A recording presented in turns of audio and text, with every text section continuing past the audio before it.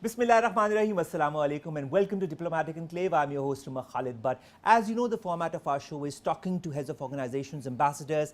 This time, it's going to be an interesting turn of events because we have got the executive director of the World Food Programme on an exclusive interview for PTV World's Diplomatic Enclave. He's here on a very short visit, but as we know the importance of World Food Programme, the difference that it has brought to so many countries around the world, including Pakistan, which is the biggest donor to the World Food Programme and its different initiatives, we wanted to learn a bit more about how the World Food Programme envisages its programs for the coming years, for the coming periods, and how it sees its relationship with Pakistan developing as 50 years have already passed. Since 1968, the World Food Programme and Pakistan have had a very strong, long-lasting and durable friendship. To talk more about that, let's go over directly to the Executive Director of the World Food Programme, His Excellency, as I call him, Mr. David Beasley. Mr. Beasley, thank you very much to have given us the time. Well, it is absolutely fantastic to be here in Pakistan. I'm happy that that you find it that way, because a lot of people, when they come to Pakistan, they're very apprehensive before they come to the country. They say, oh, we've heard this or that about it. There's a very negative vibe about the country. When they come here, a lot of the people that I've talked to, they say, we don't want to go back so early. We want to stay a little bit more. How has your experience been since you've come to Pakistan, Mr. Beasley? Well, it's been great. I mean, it really has, especially when you get out there in the communities, out there in the country, as we say, and seeing the little boys and the little girls. There's so much hope. There's so much opportunity there. And Pakistan has made so much progress, but there's so much more to do. And that's why we're here, so that we can make the case that these little girls and these little boys, that their futures will be brighter. Because when you have brighter futures, when children have good nutrition and good education, well, that means everybody has peace, prosperity, and dreams fulfilled. That's true. Peace, prosperity, dreams fulfilled. That has also been your aim, your motto when you were in politics. From being the governor of South Carolina to being the executive director of World Food Programme, it has been a change. Why opt for a career in the WFP after having delved into politics? Well, probably one of the greatest jobs in the United States is being a United States governor. And I got this call about doing this, and I didn't need a job, didn't want a title. I said, no, I'm not going to join the United Nations. And some friends of mine in leadership around the world, and particularly in Washington, D.C., said, we're facing the worst humanitarian crisis since World War II. And there's a possibility that Washington may cut back on its international aid. And if that happens, extremism will proliferate. These extremist groups and terrorist groups will take advantage of poverty and fragile communities. And this is not a time to back down, and we need your help to help make the case why the United States and other governments around the world should more than ever be focused so that people in poverty don't have to yield to extremism. And so I said, okay, and it's just been one of the greatest rides in my life. It really has. All right, Mr. Beasley, I see that there's a lot of humanitarian in you. There's a lot of humane element that I see through the words that emanate through you. How important, in your point of view, is it to be a humanitarian, to delve into issues, to face issues such as the food crisis that exists the world over? Well, it's interesting because I see the World Food Program as part humanitarian and part development. And they're very integrated. Some people know about the World Food Program when we're in emergency conditions, whether it's a hurricane or a tornado or an earthquake. We come in, or flood. We come in, you know, we were here years ago in an earthquake. We were in, we were out on those types of problems, so to speak. But the biggest part of where we're in is in development, humanitarian development, where it comes together. And 82% of our expenditures today are in man-made conflict war zones. It's a completely different system in some respects. We're still the best of the best now in terms of emergency delivery, whether it's by boat or airplane or truck. We can get food in at any place in the world. But if we're going to end poverty and conflict around the world, the food security issue is absolutely the most fundamental aspect of that. And we know when families can't get food and when they're starving, they're vulnerable in so many ways. and extremists take advantage of that. We know that for a fact. We've got studies that we can showcase what happens when families don't have food security. As a politician, sir, you visited so many countries, around 30 countries, such as Kosovo, South Sudan, Tunisia, Yemen, other countries as well. What have you mainly observed as well? Because as you've told us, humanitarian interventions are very important for the improvement of any society. How much of an input do you put, and the World Food Programme has also put, as far as that is concerned, in the different countries that you visited, sir? When I took this role, literally 1 year ago, I have visited now 40 countries, and some of those countries multiple times. And what I have seen and what I have learned is very, very, very simple. When families have food, life's a whole different ballgame. When they don't have food, there's desperation, and that leads to chaos, and it leads to vulnerable opportunities for extremist groups. And so when I took the role, and we were facing the greatest humanitarian crisis, coupled with the United States and other major donors talking about cutting back, we had to make the case very strongly that if you cut back on the World Food Program, there are going to be severe consequences. We're not just some humanitarian program that just gives out food. It's a whole different ballgame. We're not just about saving lives, we're about changing lives as well. And I actually have testified before the United States Senate, and I've spoken to this at the European leadership at the Munich Security Conference. I've spoken about this in the White House in the United States. And if you want to spend another $500 billion on military, well, it's easy. Cut the World Food Program. Because we're the first line of offense and defense against extremism. And when we have the food and can come in, and we believe that, and we feed almost over 80 million people any given day around the world, and 80% of that is in war zones. If we could end the wars, that will bring about the change. We could absolutely end world hunger. So first we need to end wars. But with food insecurity, you end up with conflict, you end up with migration. In fact, in the Syrian war, for example, we know for every 1% increase in hunger, there's a 2% increase in migration. And before a Syrian, and this would apply whether it's any country in the world, before they will leave their country, they will move 2, 3, 4 times inside their country. Now, the cost for supporting a Syrian inside Syria is 50 cents per day. That same Syrian in Berlin or in London, the humanitarian support is 50 euros per day. And I told the European leadership, let me just say, for example, you think you had a problem with Syria, a nation of 20 million people, with migration infiltrated by ISIS. Well, those ISIS soldiers and warriors, extremists have now moved down. Some have come here. Most have gone into the greater Sahel region of Africa. That's 500 million people.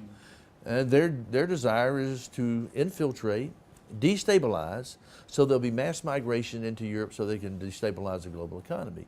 And so that's what they're all about. And that's one element.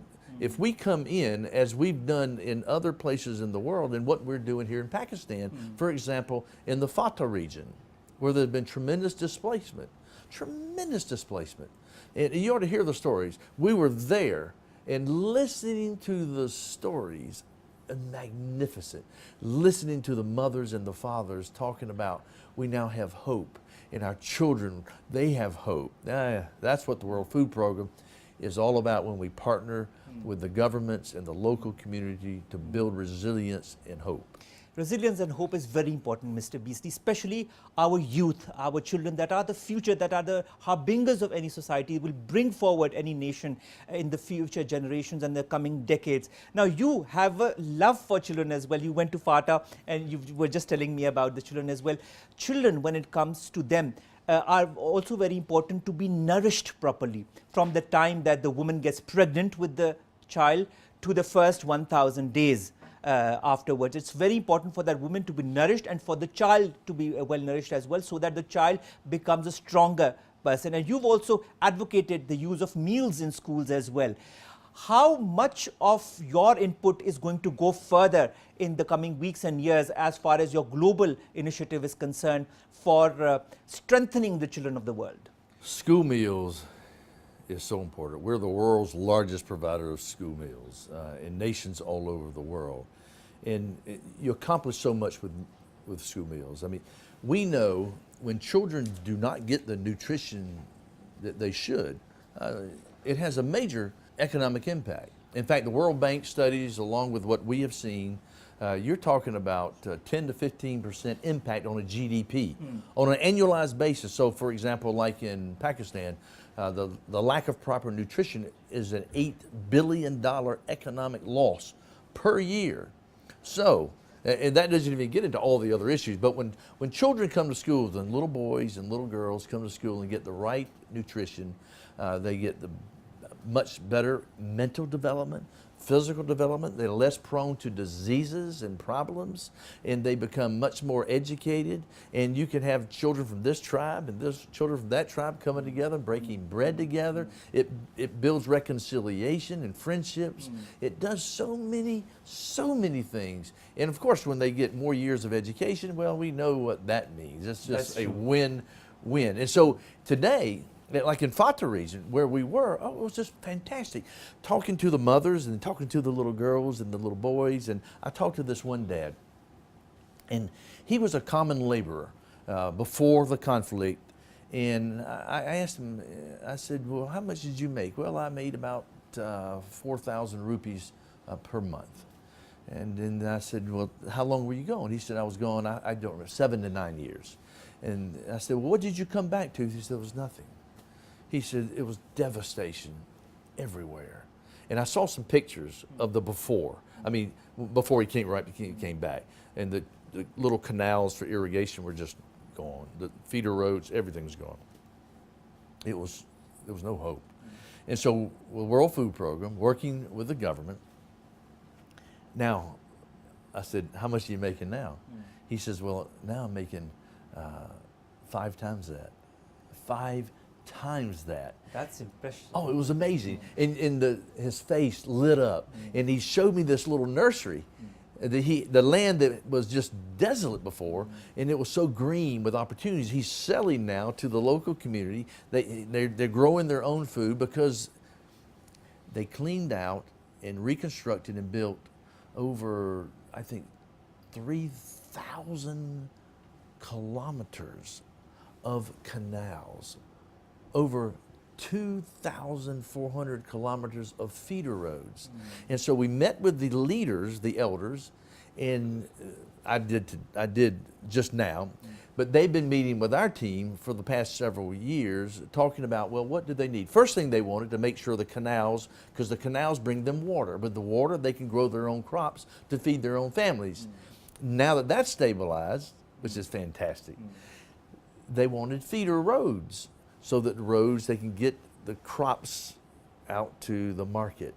So now, like this young man, Faisal, he is now making 5 to 6 times more than what he was making before. He's adding on to his house. He has 5 children. I asked him about his 5 children. I told him I had 4 children, 2 girls and 2 boys. And I said, if your little children are suffering, my little children are suffering, because we're brothers, we're sisters, we're working together.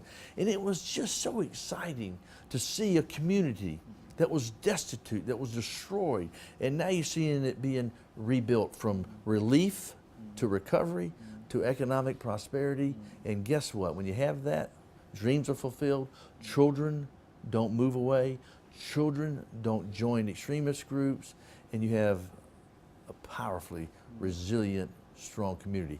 But we can't just stop there. We got to do more. And now the nutrition in the schools. And so I met with some of the school children and listening to them and talking to the teachers and talking to the mothers.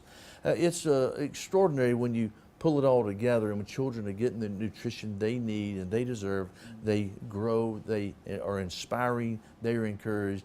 And I asked the little girls, I said, what do you want to do when you grow up? And they're like, doctors, I want to be doctors. And it was just fantastic, you know. Mr. Beasley, economic prosperity is so important for any society, for any country, especially when it's a developing country. Now, the love that you show is also the love that and the cooperation that the World Food Program has had with Pakistan since the last 50 years. It has been a long 50 years of strong development, cooperation and partnership. How do you want to take it forward, sir? Well, that's one of the reasons I'm here, is it's not time to back up. I want other countries that are working alongside Pakistan to do more. How can we work this together? And what is it going to take? Because there's still a very serious nutritional deficiency issue in this country. Only a small percentage of the children in Pakistan are getting the proper balance. So that involves education. It's not just calories, it's the right calories. And this is one of the things we want to do with school meals programs across the country, provide the technical expertise working with the government to make sure that all the schools across Pakistan are teaching proper nutritional balance. That is absolutely critical. One of the things that we like to do in coming into a school meals program is that not just provide food, but we then want to come in and work with the local smallholder farmers, and they grow the food and we buy it from them. All right. And then they will grow the different types of crops that are necessary to assure that the children get the proper nutritional balance. And then that helps the families understand why they need more than just this type of food, a real broad spectrum of food. And then you get the proper nutrition, which means you get the proper intellectual growth and physical growth, which also makes certain that you don't get diseases and illnesses, and that's exactly. great. Strong individuals are so important, Mr. Beasley, for developing a strong society. Speaking of strength, you have come here on your first visit to Pakistan. How has the reaction been from all the people that you have met so far? You signed an MOU yesterday as well for a 1,000-day partnership to end malnutrition with the Benazir Income Support Program, and you're going to visit Thatta as well. What has the general reaction of you as a person? Let's take out the element of you being the executive director of the World Food Program. How have you felt the reaction from the Pakistani side has been when it comes to cooperation? I met with the Prime Minister, and I've met with many ministers of the cabinet. And the thing that probably moved me the most was the heart of the Prime Minister. You could, a lot of these formal meetings you have, you come in, you sit down, shake your hands, it's real formal, and you get through, and okay, you take a picture. It was so different. You could tell the engagement from the heart. How do we help these children? How do we do more? What do we need to be doing together? And we signed a great partnership agreement yesterday to do more. And so the Prime Minister is committed in meeting with the other ministers to talk about safety net program. The Benazir program of safety net across this nation. Tremendous opportunity. How do we partner there across the nation, as well as in the very extreme, vulnerable areas that might be vulnerable to extremism or vulnerable because of poverty or climate change. And I have just been so impressed with the commitment of the leadership of this country.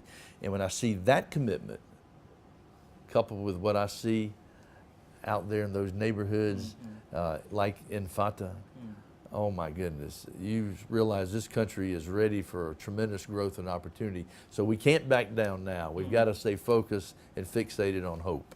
Do you have in mind any programs that you want to take forward or bring forward to the Pakistani leadership? Because of course you've worked previously on the Millennium Development Goals. Now you're working on the Sustainable Development Goals of the United Nations along with Pakistan. How do you feel has been the Pakistani commitment as far as the Millennium Development Goals, the Sustainable Development Goals have been concerned?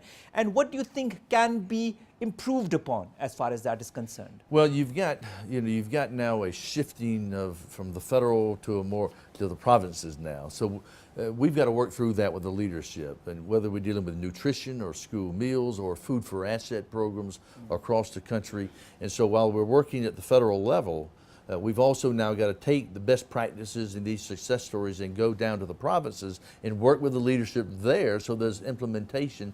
And so what type of incentives can the federal government, the national government bring to bear to incentivize provinces to do more in this regard and not back away? Because we have seen worldwide in other nations when a country backs off its commitment in nutrition and food security, the whole country suffers, and you'll see economic decline, and eventually you'll see instability.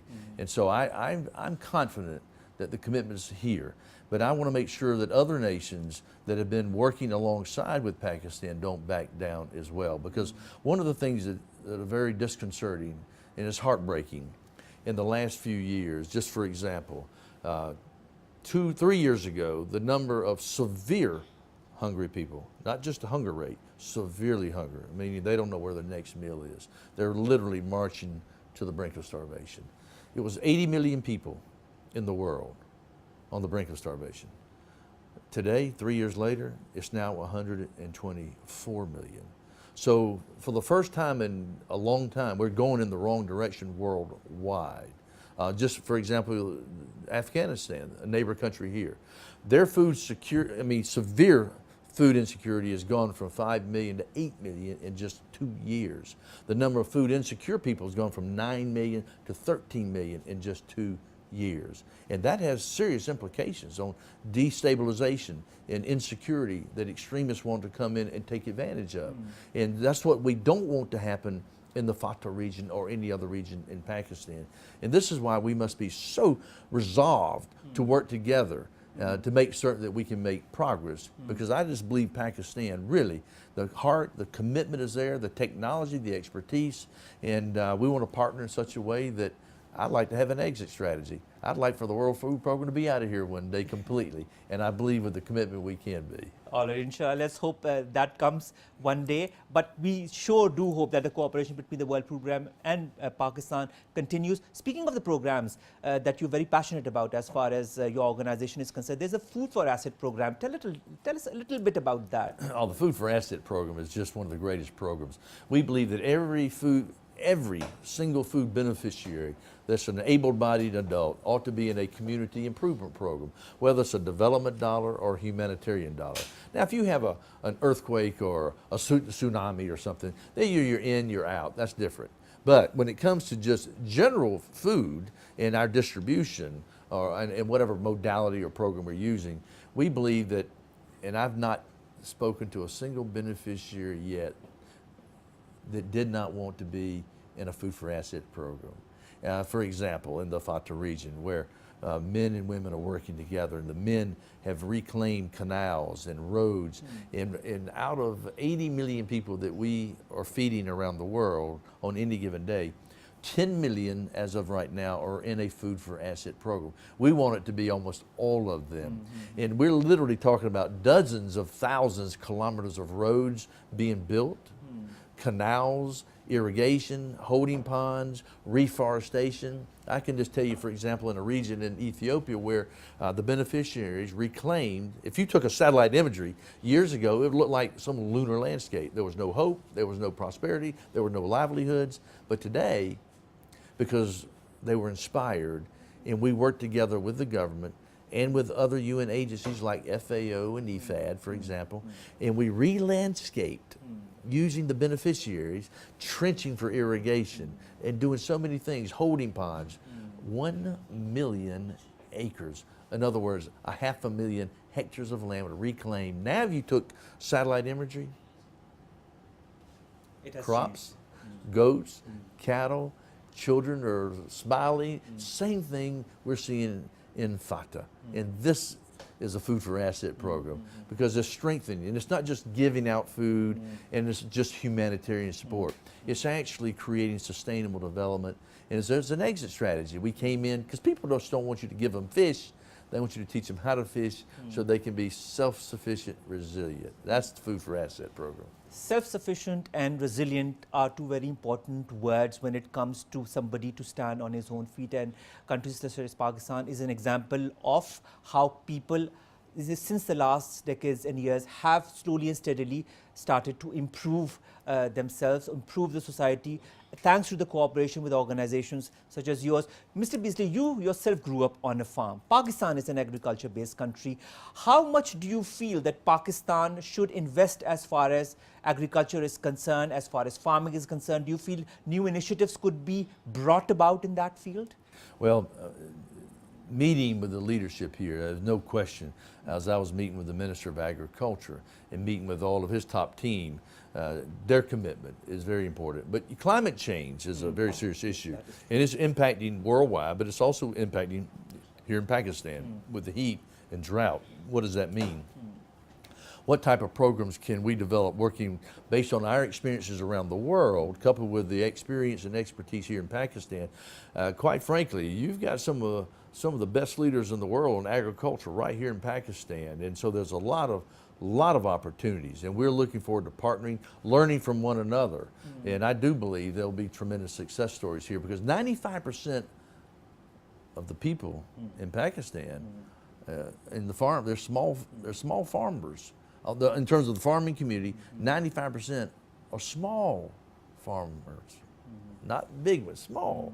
And so that's their livelihoods, and we need to help them to be more successful, more productive. And if we do that, it means the entire country will be more shock resistant and more resilient from climate change to economic downturns, as well as from extremist groups. So in your point of view, what have been the contributions as far as the World Food Programme are concerned for the Sustainable Development Goals? Because there is the Sustainable Development Goal number 2, zero hunger. It focuses on ending hunger to achieve food security and improve nutrition and promote sustainable agriculture, points that we've been discussing in the show in these last few minutes. How much do you feel, now that you've taken over the World Food Programme, has been the contribution of the World Food Programme in the last 50 years in countries such as Pakistan that need it? There's good news and there's bad news. The good news is worldwide, the number of hungry people have dropped dramatically, over 1 billion down to 777 million in the last 25, 30 years. And what's amazing about that, that's in spite of the fact that the world population has gone from 5.3 billion to 7.5 billion. And so even with 2 billion more people, we've reduced the hunger rate until the last few years because of man-made conflict. 19 areas in man-made protracted conflict. What does that mean? The hunger rate for the first time now in a very long time has gone up from 777 million people up to 815 million people. The number of severely hungry people has gone from 80 million to 124 million people. That would seem to be very discouraging, but in spite of that, there's a lot of progress being made. So if we can end the wars, we can end world hunger. It's hard to believe that 200 years ago, 94% of the people in the world were in poverty. 94% of the people in the world did not know where they were going to get their next meal.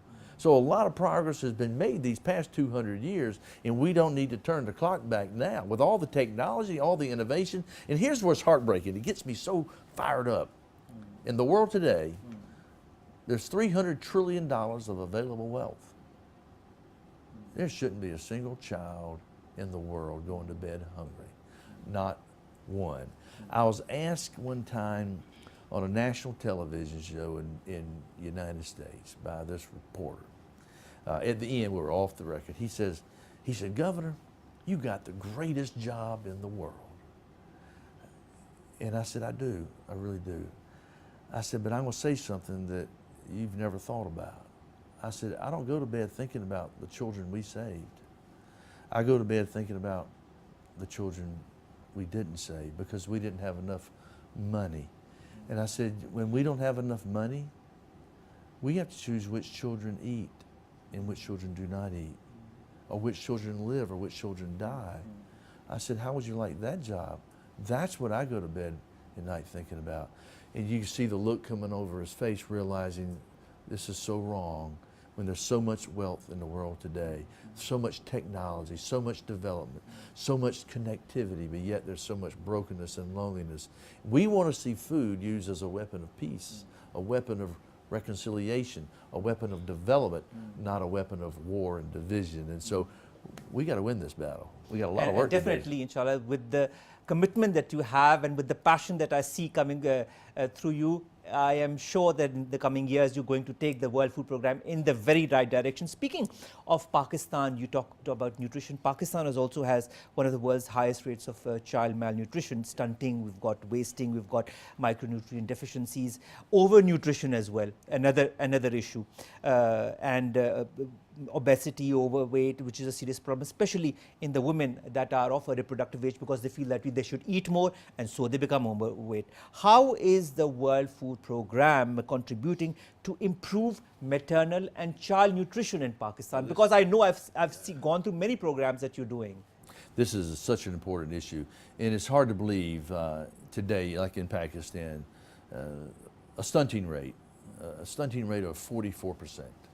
And that's nationwide. Now you go into some areas it's higher in the concentrated difficult areas. And so this is a very important reason for what we've been saying. Stunting rate means children's minds are not developed, the physical bodies are not developed, they're prone to disease, less intellectual capacity, which means has a massive economic impact. So in these very difficult areas, we're developing products that we normally would fly in and ship in, but now we're actually have worked with the local industry, the local companies and people in Pakistan, and we're developing products here for mothers that are pregnant, lactating mothers, as well as children. In fact, I was looking at 2 of those products just earlier, and when the women and the children get those products, they're so nutritional, it impacts everything. You can see a child who's been severely malnourished just after a few days of getting this product. It's amazing to look how stronger they are and healthier they are. So we're working with the government in Pakistan nationwide to do what we can to bring this type of nutritional education across the board, because you go pay for it one way or the other. Why not pay it on the front end and have economic return versus pay for it on the back end with chaos, destruction, lost dreams, you know. That's true. Lost dreams brings me to disasters, Mr. Beasley. You might give adequate nutrition to the children, but when there's an earthquake, when there's a flood, all of that is gone to waste. Now, the World Food Programme is supporting the government of Pakistan as well as other organizations for increasing their capacity augmentation, for example, in disaster risk reduction, in disaster risk management, in storage and data management. Tell us a little bit about that. Well, we've had some very wonderful strategic meetings over the past. In fact, we talked about this just the last couple of days with the leadership of Pakistan. Pakistan has learned a lot because of earthquakes and disasters, and as well as we around the world. And when you put our experience along with Pakistan's experience, it not only does it bring a strong recovery and reaction to how do you respond in Pakistan, but it's a model that we can actually showcase around the world. So Pakistan has done a lot. We're very proud of the partnership that we have with the Pakistan government. When you actually talk about that subject, you can see the leadership light up because they know they're doing a great job in this area. And so we want to showcase that as a model around the world. From 2018, sir, there's going to be a new 5-year country strategic plan. You have shifted your focus to 5 strategic objectives that have been set globally by our organization. How do you feel, in your point of view, sir, that this shift is going to help the organization to achieve the objectives of food security and nutrition? Well, when you have a strategic plan, and this is one of the things as a leader, you got to have a plan. And then you got to execute that plan. And when you execute that plan with measurable benchmarks, you can see the success stories. But this will require execution and it will require money. And so we've got a lot of work to do. We're partnering, working together, and then how do we integrate that within the provinces of devolution, the decentralization, and we'll work through all that. There'll be some bumps in the road, I'm sure, but if we stay fixated and focused on the children and goals and not egos and silos, we'll get there. So speaking of children and goals, you went to FATA very recently. You saw the temporarily displaced person and how they're going back and standing now on their own feet. You gave us an example of Mr. Fazal that has done such a lot and how his situation has improved over the years. Now, when it comes to TDPs or the temporarily displaced persons, the World Food Programme is also working quite extensively in that field. What are your short, medium and long-term goals as far as those are concerned for countries such as Pakistan? Well, TDPs or IDPs, literally talk about a lot of people, particularly up in the FATA region. That we're feeding, I don't know, over 1 million people up there. And the examples that I can give of those who've now come back into the homes that have been destroyed, the communities that were just absolutely obliterated, to see what's happening. Because we feel like if we can come in with food for asset programs, the right nutritional programs, school meals programs, safety net programs, working with the government, that hopefully we'll only be there in a short time frame. And that's where we want to be. And we feel like we're making tremendous progress because when we do that right, there's sustainable development. There's relief, there's recovery from humanitarian to development, sustainability, and they no longer need us. and then we can move on. Relief and stability is very important. In that context, you have a cash-based transfer program as well, which is a means to provide money to those people who are struggling to provide food for the families. Do you feel that there is much more of a need in countries such as Pakistan, or has that need slowly and steadily diminished over the years? It depends on country by country. And the World Food Program historically would come in with commodities, just bringing in food. Now we're about cash-based transfers and commodities. In fact, we're now in cash-based transfers of about $1.4 billion per year. And then commodities, complementing, depending upon the modality of the program that's needed in every specific country. So in certain areas of Pakistan, you can come in with commodities. In certain areas, cash-based transfers could be vouchers to help stimulate the economy locally.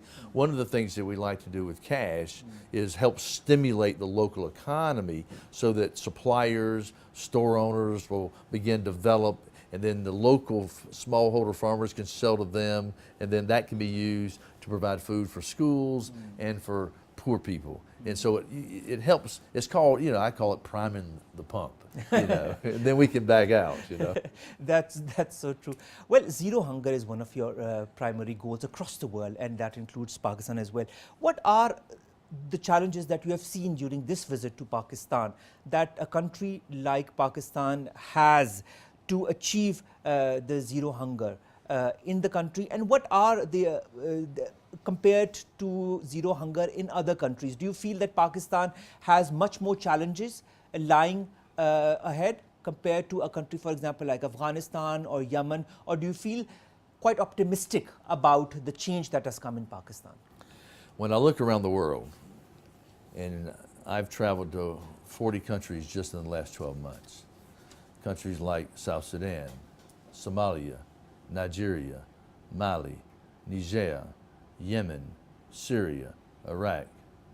I tell you, it's tough. These are deplorable conditions, and people need hope. And so when I come to Pakistan, I think there's a lot of hope. Pakistan is on the road of success. But we can't slow down, we can't back up. It doesn't matter whether it's the United States or a European country or China or whatever. Pakistan is well positioned. It's putting into place the right and necessary components for this type of success. Food security is critical to Pakistan's future.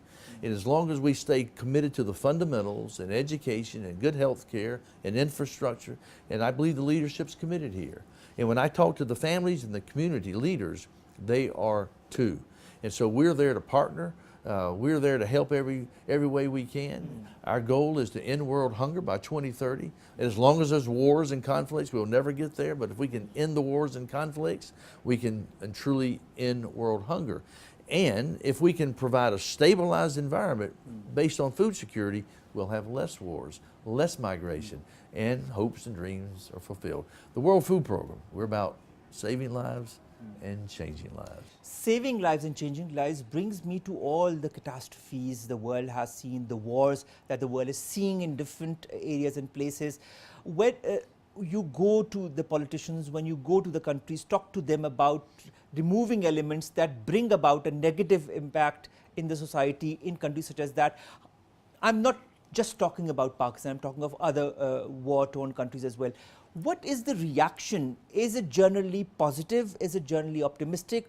Or have you been disappointed by some of the places that you visited? Mixed. All right. Mixed. Most places and most countries and most leaders, they want peace and stability. Some places where you see just pure corruption and greed, it's heartbreaking. It's heartbreaking because you've got innocent little girls and little boys, little children whose dreams are destroyed. And oh, it just gets you so upset. And I get pretty hard sometimes. And the United Nations, we're supposed to be neutral. But I'm not so neutral sometimes. When I see leaders doing what's wrong and hurting the people, I speak out against it. And the world deserves better. And when a little girl in South Sudan suffers, well, I suffer. You suffer. We're all brothers and sisters. When one family suffers, all families suffer. This is humanity. And we can't turn our back on any child around the world. And we should hold our leaders accountable for that. And the leaders in the world should hold leaders accountable for a higher standard, a better way. Because there's too much opportunity today. With all the advanced technology, there's no reason there should be poverty today, famines, no reason at all. We just need to have high aspirations and be committed to those aspirations and help one another, love one another. That's the greatest goal in life. Love your neighbor as yourself. That's so true. Love your neighbor, sir. And the world has become a global village as we speak. Whatever happens in Antarctica, we get to know within a couple of seconds. How, in your point of view, being such a passionate man yourself, having delved in politics, now being the head of a very, very important organization such as the World Food Program, how can the world bring about change to end hunger? We got to work together. We can't operate in silos, and this is one of the things that the United Nations has to improve, work together more collaborative spirit.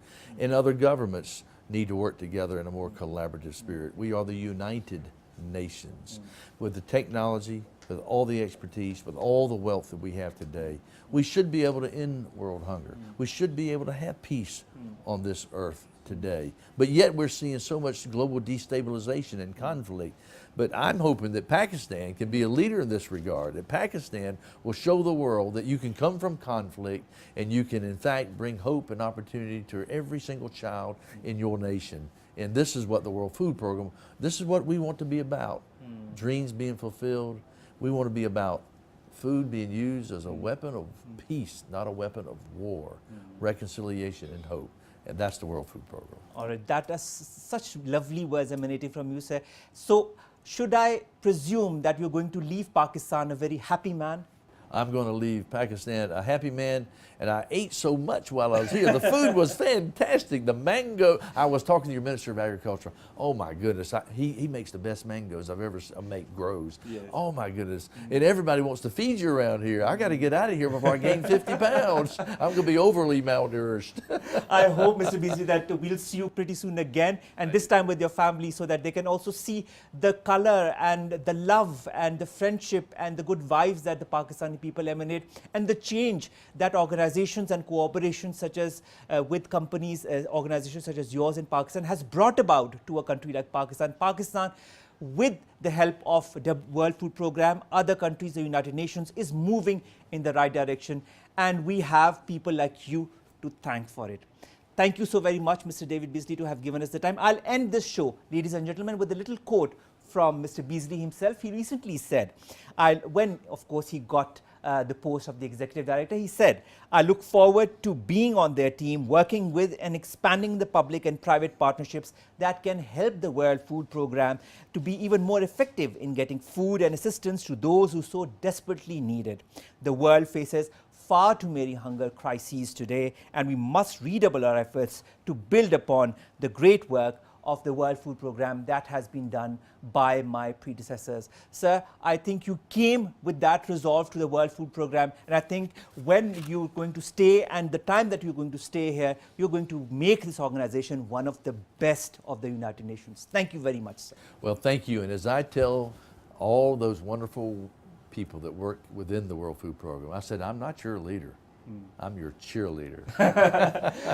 Well, ladies and gentlemen, now that would be come to an end of this show of Diplomatic Enclave. We'll be back next week, same time, same channel. Take care of yourselves, Allah Hafiz, and make Pakistan a better place to stay in and a place where nobody dies or stays of hunger. Allah Hafiz.